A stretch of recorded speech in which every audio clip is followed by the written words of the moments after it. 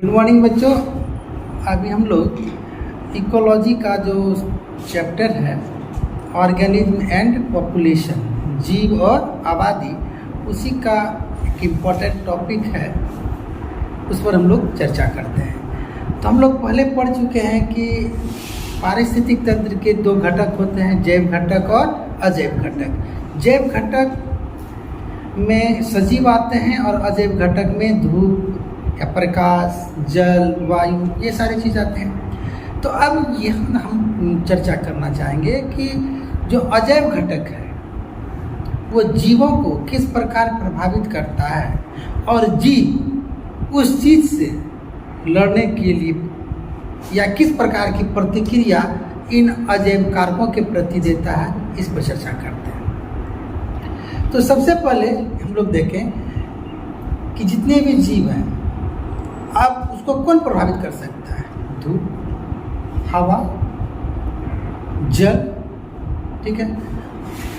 अब ये सारे चीज जो हैं, जीव अगर उसके प्रति किस प्रकार का प्रतिक्रिया देगा, इसमें सबसे पहला एक प्रक्रिया है, रिस्पॉन्स है, जिसका नाम है कन्फर्मेशन। कौन सा प्रतिक्रिया है? कन्फर्मेशन। तो कन्फर्मेशन दूसरा प्रतिक्रिया, हम सब पर एक एक पॉइंट वाइज चर्चा कर लेंगे। एक है कन्फर्मेशन, दूसरा है रेगुलेशन, तीसरा है माइग्रेशन और चौथा है सस्पेंशन। क्या है? सस्पेंशन। इसका हम हिंदी में भी बता देते हैं। पहले हमने क्या बताया? कन्फर्मेशन। कन्फर्मेशन का मतलब क्या हुआ कि बहुत सारे जीव जो है वो अपने शरीर के अंदर का जो वातावरण है उसको बाहर के वातावरण के साथ नहीं चेंज कर सकता है। मान लीजिए अचानक टेम्परेचर 50 डिग्री सेल्सियस हो जाए तो बहुत सारे जीव मर जाएंगे। ठीक है? क्यों मर जाएंगे? क्योंकि हम जिंदा तभी रह पाएंगे जब हमारे बॉडी का भी टेम्परेचर 50 डिग्री यानी उसके बराबर हो जाएगा, तो हम लोग जिंदा रह पाएंगे, नहीं तो हम लोग मर जाएंगे। तो जो जीव अपने शरीर के तापमान को, टेम्परेचर को बाहरी वातावरण के अनुसार चेंज नहीं कर पाता है, वैसे जीव को क्या कहते हैं? कन्फर्मर। क्या कहते हैं उसको? कन्फर्मर। और इस प्रक्रिया को कन्फर कहते हैं। या ठीक है। अब दूसरा जो एक जीव है वो क्या करेगा? अचानक मौसम बदल गया, गर्मी आ गया, तो वो जीव क्या करेगा? बाहर के वातावरण से लड़ने के लिए, बाहर के इन्वायरमेंट से का सामना करने के लिए वो अपने अंदर के वातावरण में चेंजेस लाएगा, बदलाव लाएगा। ठीक है। यह प्रक्रिया क्या कहलाएगा? रेगुलेशन, नियमित करना। हिंदी में क्या बोलते हैं इसको? नियमित करना। और ऐसे जीव नियामक कहलाएंगे। ठीक है। अब तीसरा जो है जीव जो प्रक्रिया करेगा बाहरी वातावरण के साथ, वो है माइग्रेशन, परवर्जन। क्या बता रहे हैं? परवर्जन करेगा, माइग्रेशन करेगा। मान लीजिए कुछ ऐसा जीव है, अचानक 2 महीने का मौसम भारत का खराब रहता है, यहाँ बहुत ज़्यादा गर्मी पड़ सकता है, तो कुछ जीव जो ना तो अपने तापमान को बढ़ा सकते हैं, तो फिर वो जिएंगे कैसे? तो वो क्या करेगा? कुछ दिन के लिए वो जगह ही छोड़ के चला जाएगा। उसको पता है कि फिर ये जो दुख के दिन ज़्यादा दिन नहीं रहेंगे, अच्छे दिन आएंगे। इस उम्मीद से वो क्या करेंगे? वो उस जगह को छोड़ के पलायन करे जाएंगे, दूसरे जगह चले जाएंगे। इस प्रक्रिया को माइग्रेशन कहते हैं। और आपको जानकर आश्चर्य होगा कि साइबेरिया कितना दूर है? लगभग ध्रुवीय क्षेत्र है, जो रूस का एक पार्ट है, साइबेरिया। वहाँ से सर्दियों में हजारों की संख्या में बहुत सारी चिड़िया भारत आती है।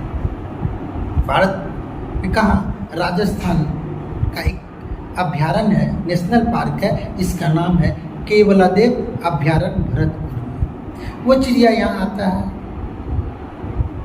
अब अंडा देता है, बच्चा होता है, वो बच्चा जब थोड़ा बड़ा हो जाता है तो गर्मी का जब मौसम आता है तो फिर यहाँ से हज़ारों मील की दूरी को तय करते हुए फिर वो साइबेरिया पहुँच जाता है। यानी कि हमारा जो देश है, हमारे देश का जो पारिस्थितिक तंत्र वातावरण है, उसकी क्या करता है, मेज़बानी करता है, होस्टिंग करता है और हमारा वो गेस्ट बनता है।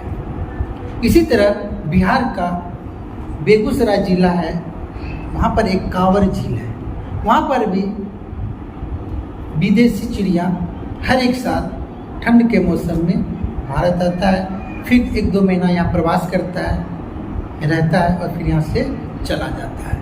इस प्रक्रिया को हम लोग क्या कहते हैं, प्रव्रजन, माइग्रेशन कहते हैं।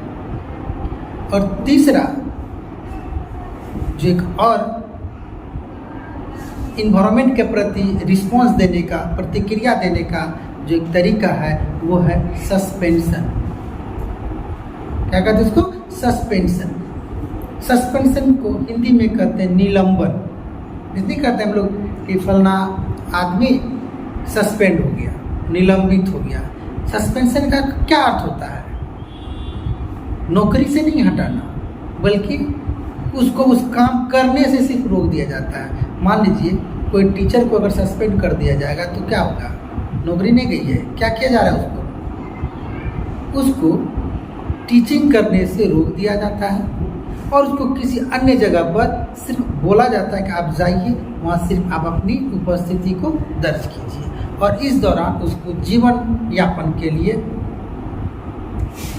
जो उसका वेतन होता है, आधा वेतन दिया जाता है। इसका अर्थ ये नहीं होगा नौकरी से डिस्चार्ज हो गया, ख़त्म हो गया, ठीक है। तो बहुत सारे ऐसे जीव हैं, अगर वो एक जगह से दूसरी जगह नहीं जा पा रहे, जो जीव अपने बॉडी के तापमान को या अंदर का जो शरीर के अंदर का जो वातावरण है उसको बाहर के वातावरण के साथ एडजस्ट नहीं कर पा रहे, या जो जीव अपने अंदर का जो तापमान है या टेम्परेचर है उसको फिक्स किए हुए है, झेलने की क्षमता होती है, जैसा कि हमने एग्जाम्पल में बताया था कन्फर्मर के बारे में, तो वो भी तो नहीं कर पाएगा। तब उसके पास एक और विकल्प बचता है, वो इन्वायरमेंट के साथ पारिस्थितिक तंत्र के वातावरण के भौतिक जो कारक है उसके प्रति जो अनुक्रिया देगा, रिस्पॉन्स देगा, वह एक ही मात्र उपाय बचता है, अपने आप को निलंबित कर लेना, सस्पेंड कर लेना। तो निलंबित क्या सब दिन के लिए होगा? नहीं, निलंबन कुछ ही दिन के लिए होगा, ठीक है। तो अब ये निलंबन जो होगा यह 3 प्रकार का होता है। एक होता है हाइबरनेशन, एक होता है एस्टिवेशन, एक होता है डायपाउज। हाइबरनेशन को हम लोग शीत निंद्रा भी कहते हैं, एस्टिवेशन को हम लोग ग्रीष्मकालीन निंद्रा कहते हैं, ठीक है। और तीसरा क्या है, डायपाउज। डायपाउज, डाई का अर्थ क्या होता है, 2, पाउज का मतलब रोक देना, जो अपना एक्टिविटीज को रोक देता है कुछ दिन के लिए, वैसे जीव क्या कहलाएंगे, डायपाउज। हम तीनों के बारे में अब डिटेल में डिस्कस करेंगे। तो पहला जो अपनी जो क्रियाकलाप को सस्पेंड कर देना, रोक देने का जो काम है वह आपका क्या कहलाएगा, हाइबरनेशन और एस्टिवेशन और सस्पेंशन। इसमें सबसे पहला जो बात करेंगे हाइबरनेशन का, जिसको हम लोग कहते हैं शीतकालीन निद्रा या शीत निष्क्रियता। हिंदी में क्या बोलेंगे, शीत निष्क्रियता।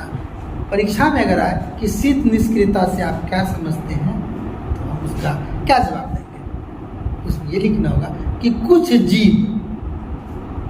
जीव शीत ऋतु में अत्यधिक ठंड के कुप्रभाव से, किसके कुप्रभाव से, अत्यधिक ठंड के कुप्रभाव से बचने के लिए कुछ दिनों के लिए गर्म स्थल पर या अनुकूलन वाले जगह पर क्या करते हैं, वो चले जाते हैं,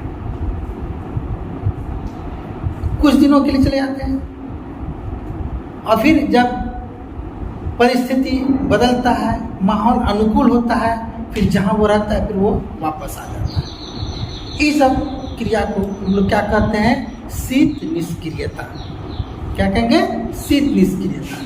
तो शीत निष्क्रियता कौन से जीव करते हैं, जैसे भालू, गिलहरी।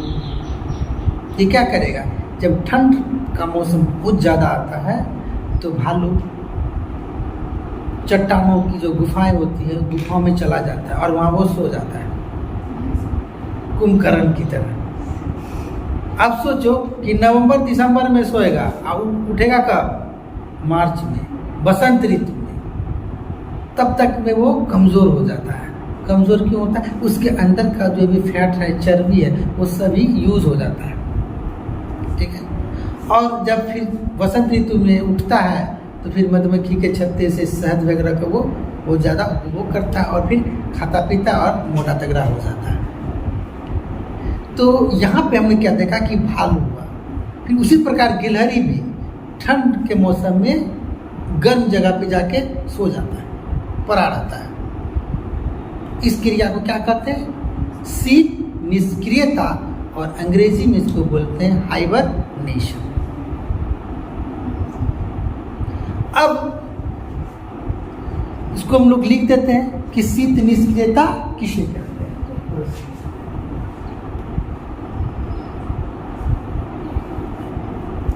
शीत निष्क्रियता किसे कहते हैं, से क्या समझते हैं, से क्या समझते हैं?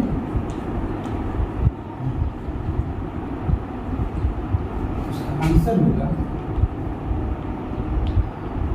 शीत निष्क्रियता,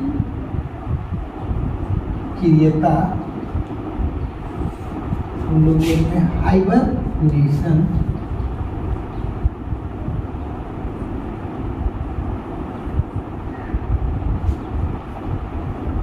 कुछ जीव जंतु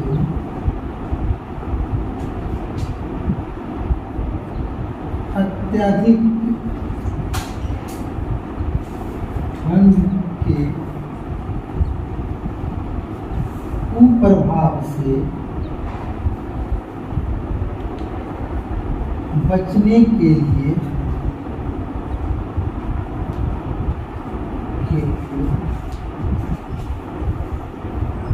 अधिक अनुकूलन वाले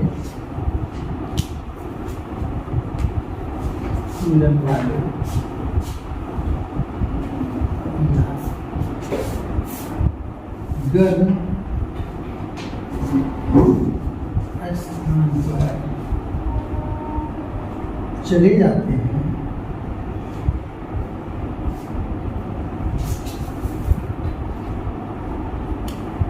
एवं अपनी सभी प्रकार की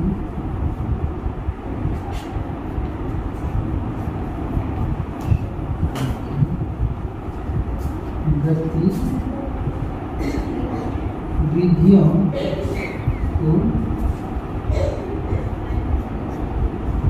रोक देते हैं।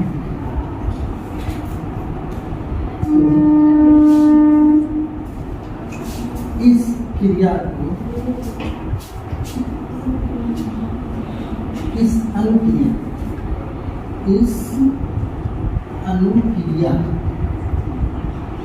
को शीत निष्क्रियता कहते हैं। शीत निष्क्रियता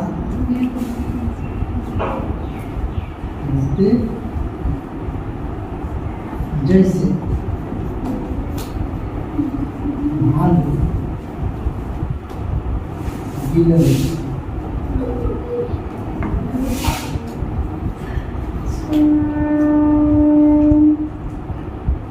अब आप यहाँ पे लिखा हुआ मिल गया है बना बनाया आंसर है ना। क्या कह रहा है कि कुछ जीव जंतु अत्यधिक ठंड के कुप्रभाव से बचने के लिए, कब ऐसा करेगा? शीत ऋतु में। अत्यधिक ठंड के कुप्रभाव से बचने के लिए शीत ऋतु में अधिक अनुकूलन वाले जगह या गर्म स्थान पर क्या करते हैं? चले जाते हैं एवं अपनी सभी प्रकार की गतिविधियों को, एक्टिविटीज को रोक देता है। मतलब सो जाना एक बेस्ट एग्जाम्पल है सभी गतिविधियों को रोक देने का। जैसे हम चलते रहेंगे, कुछ काम करते रहेंगे तो ऊर्जा तो खर्च होता रहेगा, लेकिन हम सोए हुए हैं तो उस समय ऊर्जा खर्च होगा लेकिन उतना नहीं होगा। हमारी जो गतिविधियां हैं वो हमारा जो क्रियाकलाप है, हम जो भी काम करते हैं वो सब गतिविधि में आता है। जैसे भालू सो जाएगा, इसको क्या कहेंगे? गतिविधि को रोक देना। अब सोने का अर्थ थोड़ी कि मर गया।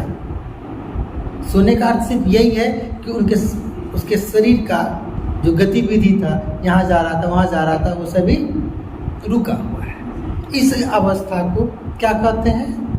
शीत निष्क्रियता, हाइबरनेशन कहते हैं। ठीक है। और इसको हम लोग एग्जाम्पल क्वेश्चन और आ सकता है कि इसको हम लोग और क्या किस नाम से जानते हैं? शीत निंद्रा, विंटर स्लीप। क्या कहते हैं इसको?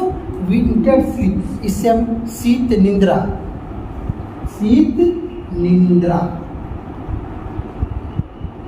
यानी इसको हम लोग विंटर स्लीप के भी नाम से जानते हैं। तो आप एक पॉइंट और ऐड कर सकते हैं इसमें कि शीत निष्क्रियता को शीतकालीन निंद्रा भी कहते हैं। क्या कहते हैं? शीतकालीन निंद्रा, विंटर स्लीप भी कहते हैं। तो ऐसा भालू ने क्यों किया? क्यों गर्म जगह पे चला गया? क्योंकि पारिस्थितिक तंत्र का जो अजैव घटक था वो बदल चुका था। भालू के लिए जो अनुकूल परिस्थिति था कि वो गर्म में अच्छे से रहेगा, लेकिन अचानक ज़्यादा ठंड हो जाने के कारण क्या हुआ? अब पर्यावरण के भौतिक जो कारक हैं, इन कारकों के प्रति उसको क्या करना है? कुछ न कुछ अनुक्रिया करना है, रिस्पॉन्स देना है।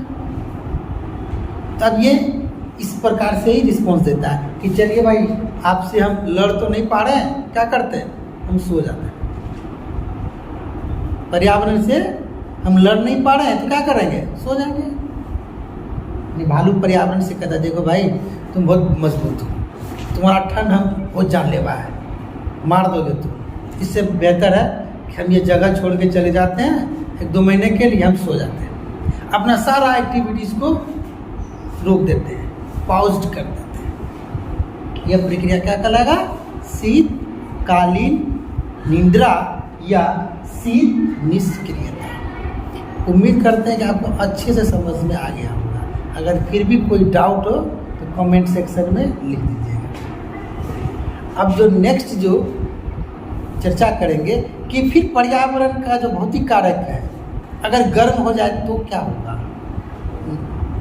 क्योंकि कोई भी जीव एक अनुकूल जो तापमान होता है, ऑप्टिमम टेम्परेचर इसको कहते हैं, उस पर ही वो अच्छा वर्क करता है, अपना अच्छा से अच्छा काम को क्या कर पाएगा? पूरा कर पाएगा। अपना बेस्ट को वो अनुकूल तापमान में ही दे पाता है।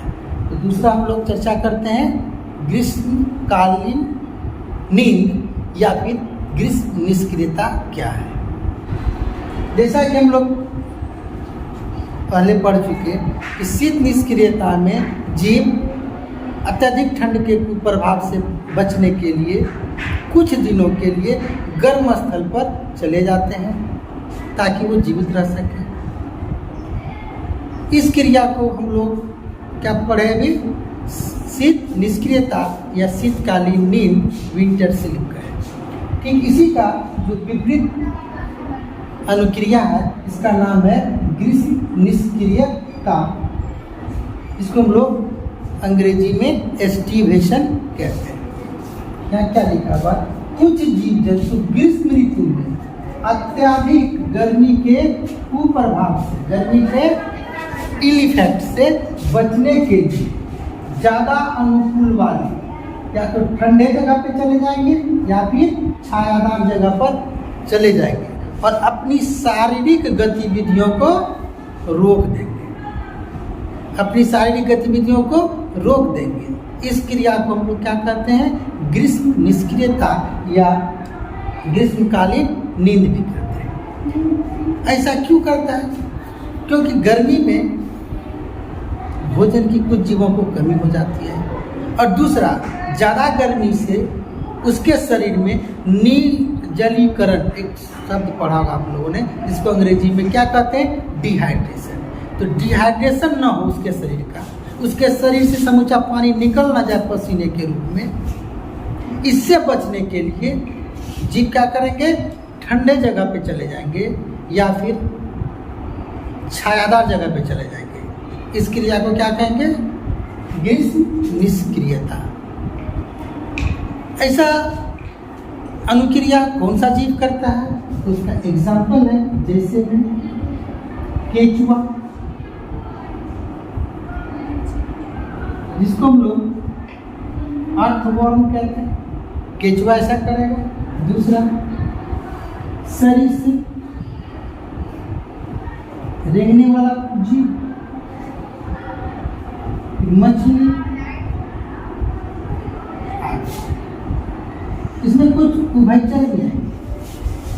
आपने देखा होगा कि गर्मी के मौसम में आपको जो केचुआ नहीं दिखाई देता है, लेकिन जो ही बरसात गिरता है केचुआ जमीन से निकल के बाहर आ जाता है। और आप पहले भी जान चुके हैं कि केचुआ अपनी त्वचा से क्या करता है? सांस लेता है। श्वसन की प्रक्रिया उसके त्वचा से होती है। वायु में नमी रहता है जिससे वो उसके त्वचा का डिहाइड्रेशन, निर्जलीकरण नहीं हो पाता। उसी प्रकार ज़्यादा गर्मी में मछलियाँ नीचे गहरे तल में जाके बैठ जाती हैं कुछ दिन के लिए। फिर जैसे ही बारिश होने लगता है, मौसम ठंडा होता है, फिर वो नीचे से ऊपर उठ जाती है। ये सारा जो अनुक्रिया हुआ पारिस्थितिक तंत्र के अजैव घटक के विरुद्ध में किया गया। ये क्या है? अनुक्रिया है। पारिस्थितिक तंत्र का ये जो अजैव घटक है, अगर वो बदलेगा, चेंज होगा, तो कुछ जीव क्या करेंगे? खुद को न बदल के और जगह को छोड़ के सेफ जगह, ज़्यादा अनुकूल वाली जगह पर चले जाएंगे। इसी क्रिया को हम लोग क्या कहते हैं? ग्रीष्म निष्क्रियता या एस्टिफिकेशन। दूसरा और एक तीसरा आपने बताया था डायपाउज, जिसको हम लिखाएंगे नहीं, सिर्फ समझा देते हैं। आप एनसीईआरटी का बुक देखना, उसमें ये चीज़ लिखा हुआ है, ठीक है? उसको आप पढ़ लेना।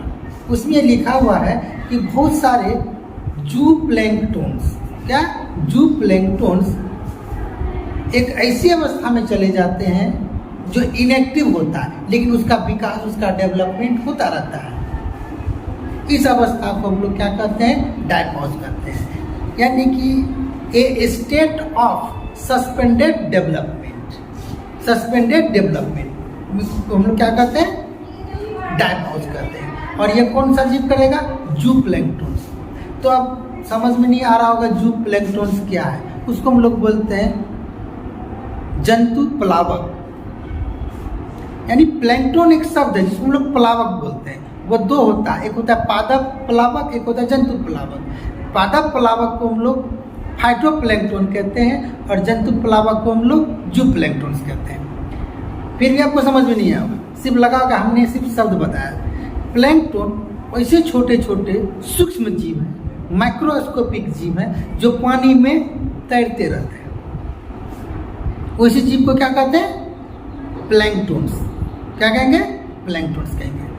अब आपने पहले पढ़ा हुआ होगा कि अमीबा जो खुद एक कोश के जीव है, पैरामेशियम जो खुद एक कोश के जीव है, वह जो है जिंदा कैसे रहता है? वह अपने से कई गुना छोटा जीव को खा के जिंदा रहता है, जिसमें डाइटम्स आता है, कुछ अलगी आता है, ठीक है? ये अलगी, ये डाइटम्स जल में तैरते रहते हैं और इन्हीं तैरने वाले छोटे छोटे सूक्ष्म जीव को क्या कहते हैं? प्लैंकटन क्या है। और यह दो प्रकार का होगा। अगर वो प्लैंकटन प्रकाश संश्लेषण करेगा तो फाइटोप्लैंकटन कहलाएगा, पादप प्लावक कहलाएगा। अगर वो प्रकाश संश्लेषण नहीं करेगा तो वो जंतु प्लावक कहलाएगा, जू प्लैंकटन। कौन सा वर्ड बोला? जू प्लैंकटन, जू प्लैंकटन। तो ये जो डायपाउच की जो क्रिया है कौन करता है? जू प्लैंकटन करता है। वह इनएक्टिव हो जाता है और इनएक्टिव अवस्था में वो अपना विकास करता है। इसको आप ऐसे समझिए, मम्मी ने डांटा, आप रूठ गए और कंबल ओढ़ के सो गए। मम्मी को क्या लग रहा है? बच्चा हमारा भूखा है और अंदर ही अंदर आप पर्क कैडबरीज का लेके खा रहे हैं, पेट पूजा करते हैं। आपका डेवलपमेंट हो रहा है, लेकिन मम्मी को क्या लग रहा है? बच्चा हमारा सस्पेंडेड है, वो भूखा है। तो यही अवस्था होती है कि बहुत सारे जू प्लैंकटन्स क्या करते हैं, अपने आप को निष्क्रिय दिखाते हैं, निष्क्रिय हो जाते हैं, इनएक्टिव हो जाते हैं, लेकिन अंदर ही अंदर उसका जो विकास की जो प्रक्रिया होती है, डेवलपमेंट का जो प्रोसेस होता है, वो चलता रहता है। इस क्रिया को क्या कहते हैं? डायपाउस। तो डायपाउस बिहार बोर्ड के बच्चों के लिए उतना इम्पोर्टेंट नहीं है, लेकिन हाँ सीबीएसई के बच्चों के लिए इम्पोर्टेंट है, नीट के बच्चों के लिए इम्पोर्टेंट।